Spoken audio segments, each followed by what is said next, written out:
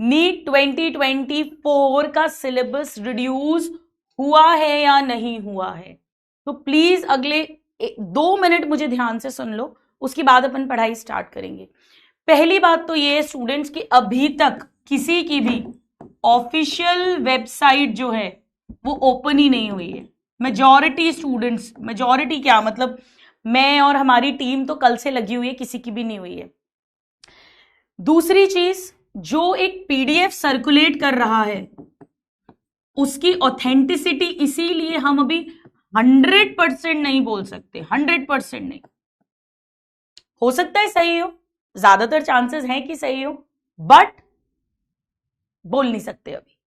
तीसरी चीज, ये पीडीएफ एनएमसीई के नाम से आया है, जबकि डेट एनटीए ने रिलीज करी है, और इस पीडीएफ में बहुत सारी मिस्टेक्स हैं। अब आई डोंट नो इतनी ब्लंडर मेजर प्रिंटिंग मिस्टेक्स कैसे हो सकती हैं अगर ये ऑफिशियल नोटिफिकेशन है। जैसे बायो की अगर मैं बात करूं, इसमें फ्रॉग को इंसेक्ट लिखा हुआ है।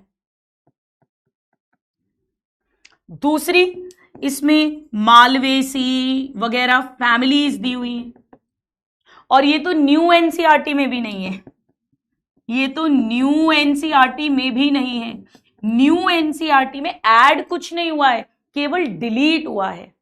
सिर्फ सोलनेसी फैमिली रखी है, फैबेसी भी हटा दी और लिलिएसी भी हटा दिए, बट यहाँ पे तो लेग्यूमिनोसी फैमिली, सोलनेसी का नाम ही नहीं है, लिलिएसी का नाम ही नहीं है, और कुकुरबिटेसी, मालवेसी, इस तरह की क्रूसीफेरी, नॉट कुकुरबिटेसी, आई थिंक क्रूसीफेरी से 3-4 अलग फैमिलीज हैं।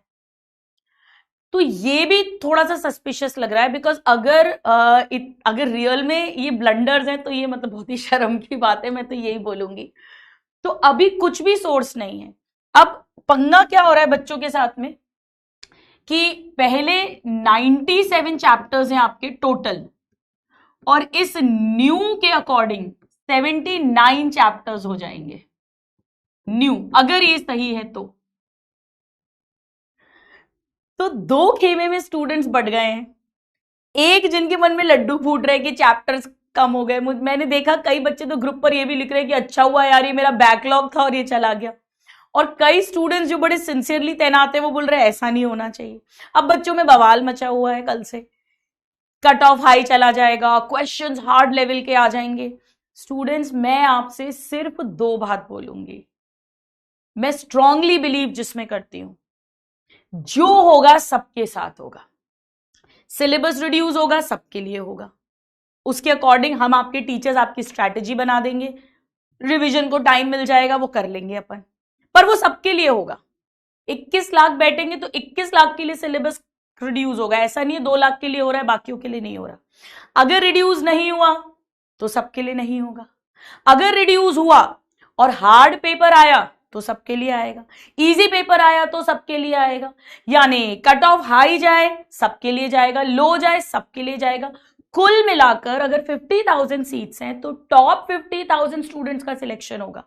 एंड बिलीव मी, वो 50,000 अगर 97 चैप्टर्स होते तो भी वही बच्चे होते जो 79 चैप्टर्स में होने वाले। 1-2 स्टूडेंट को हटा दो आप, मेजॉरिटी वही होने वाले, क्योंकि सिलेक्शन उन्हीं का होगा जो पढ़ाई करेगा, जो बैठकर 50 वीडियो देखेगा, सारे ग्रुप्स में चैटिंग करेगा, सिर्फ टेंशन ही टेंशन लेगा और अपना टाइम बर्बाद करेगा, उसका ना यहां सिलेक्शन होता है ना यहां सिलेक्शन होता है। तो इसीलिए मैं आपसे सिर्फ 2 बातें बोलूंगी। Number 1, don't panic. ये सब आपके टेंशन लेने का काम ही नहीं है। हम आपके टीचर्स जैसे जैसे ऑफिशियल नोटिफिकेशन आएगा ना सिर्फ आपको इन्फॉर्म करेंगे, बल्कि उसके अकॉर्डिंग अपनी स्ट्रैटेजी को मॉडिफाई भी कर देंगे और सारी इंफॉर्मेशन आपको दे देंगे। आप बिल्कुल फिक्र मत करो। ऐसा कोई चैप्टर हम लोग अभी ऑलरेडी नहीं पढ़ा रहे हैं जो कि न्यू एनसीईआरटी में नहीं है, ओल्ड में है। कुछ कुछ टॉपिक्स हो सकता है एक्स्ट्रा पढ़ लिए हो तो कोई बात नहीं है। और दूसरा, very very important, don't panic and don't stress. Don't stress, जो होगा सबके लिए होगा। मैं वापस बोलूंगी, अगर आप मुझसे पूछोगे ना ऑनेस्टली तो मैं ये बोलूंगी कि अगर ये सिलेबस रिड्यूस हुआ, इवन जो न्यू एनसीईआरटी भी निकाली गई है रिड्यूस सिलेबस के साथ, मुझे जो समझ में आता है, वैसे सारे टीचर्स आपके वेल विशर्स हैं और इस समय हर टीचर यही वीडियो बना रहे हैं कि आप पैनिक ना करें, हम आपको ऑफिशियल नोटिफिकेशन आने पे बताएंगे। पर बच्चे क्या कर रहे हैं, सबके देख देख के फिर भी पैनिक हो रहे हैं। तो आप हम टीचर्स का पर्पस सॉल्व ही नहीं कर रहे हो, आप तो और टेंशन ले रहे हो। तो मैं आपसे ये बोलना चाहती हूँ, मुझे ये समझ में आया है कि जो इतना ज्यादा स्ट्रेस हो रहा है स्टूडेंट्स पर, उसे कम करने के लिए ये सारा कुछ किया गया था, new NCERT with reduce syllabus. तो अगर ये सच है तो पेपर जो है वो बहुत हार्ड नहीं बनाने वाले हैं। मैं फिर भी कहूंगी लेकिन हार्ड बनाइए। देखो भाई, पेपर हार्ड बनाएंगे तो कट ऑफ लो चला जाएगा, पेपर इजी बनाएंगे तो कट ऑफ हाई चला जाएगा। इससे फर्क क्या पड़ता है? मैं हमेशा एक एग्जांपल देती हूँ। जैसे मुझे एमबीबीएस के फर्स्ट प्रॉफ में एनाटॉमी सब्जेक्ट में गोल्ड मेडल मिला था और मेरे मुश्किल से 63% नंबर आए थे, तो मुझे 63-64% पे गोल्ड मेडल मिल गया। उससे क्या होता है, क्लास में तो मैं टॉप थी ना। अब हो सकता है कि किसी सब्जेक्ट में 98% हाईएस्ट गया हो और मेरे 97% हो और मेरी 4th रैंक हो, मुझे गोल्ड मेडल तो नहीं मिला भले ही मेरे 97% है। तो इस बात से कोई फर्क नहीं पड़ता, कट ऑफ हाई जाए कट ऑफ लो जाए, आपका एक ही काम है, बी प्रिपेयर्ड वेल। अगर इतने चैप्टर्स हैं तो भी पूरे पढ़ के जाने, और इतने चैप्टर्स होते तो भी पूरे पढ़ के जाने होते। कुल मिलाकर सिलेक्शन सिर्फ और सिर्फ रेगुलरली पढ़ने वाले का होता है। इन बातों से कोई फर्क नहीं पड़ता है, बिलीव मी, कोई फर्क नहीं पड़ता है। Paper hard, paper easy, question level, cut off high, cut of low, यार जो होगा सबके साथ हो रहा है, आपके अकेले के साथ थोड़ी ना कोई अन्याय होने वाला है।